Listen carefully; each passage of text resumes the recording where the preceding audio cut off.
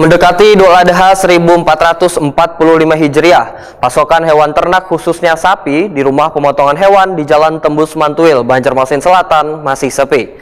Terlihat hanya ada belasan ikung sapi yang berada di kandang.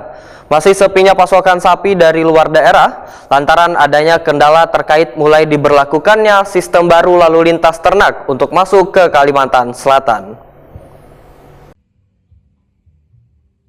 Mendekati Idul Adha 1445 Hijriah, pasokan hewan ternak khususnya sapi di rumah pemotongan hewan di Jalan Tembus Mantuil, Banjarmasin Selatan masih sepi. Terlihat hanya ada belasan ikung sapi yang berada di kandang.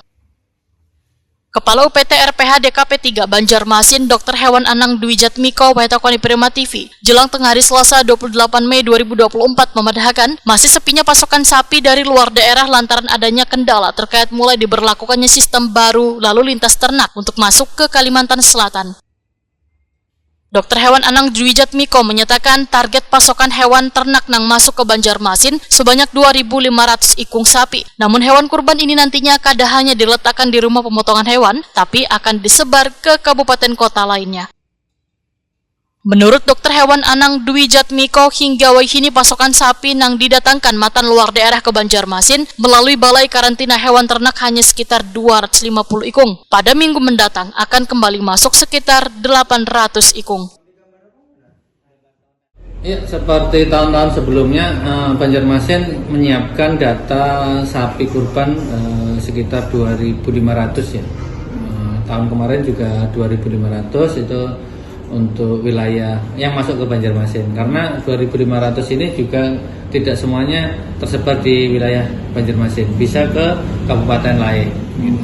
Jadi semuanya turunnya di Banjarmasin kurang lebih 2.500. Stok sapi yang kemarin datang itu informasi kita terima dari kawan-kawan karantina itu yang masuk Banjarmasin baru 250 ekor.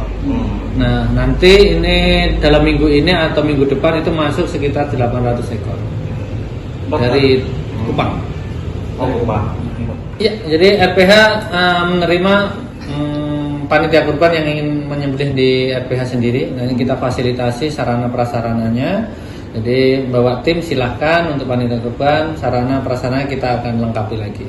Jadi kita siapkan semua perlengkapan, jadi lebih cepat pengerjaannya di sini. Tetapi satu hal yang perlu diingat, kalau mau melakukan pemotongan di RPH, izin dulu atau melakukan registrasi, biar kita bisa mengatur jadwalnya yang akan kita tempatkan di pemotongan nantinya.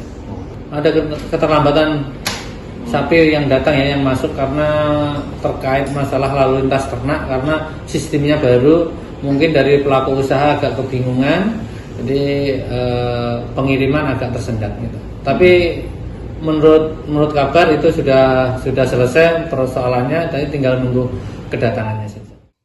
Dr. Hewan Anang Dwi Jatmiko memandahkan dinasnya telah menyiapkan wadah wan sarana prasarana gasan bobohan petugas panitia kurban, sehingga bagi panitia kurban yang ingin melakukan proses pemotongan hewan kurban di rumah pemotongan hewan bisa terlebih dahulu melakukan registrasi untuk pengaturan jadwal gasan menyembelih hewan kurban.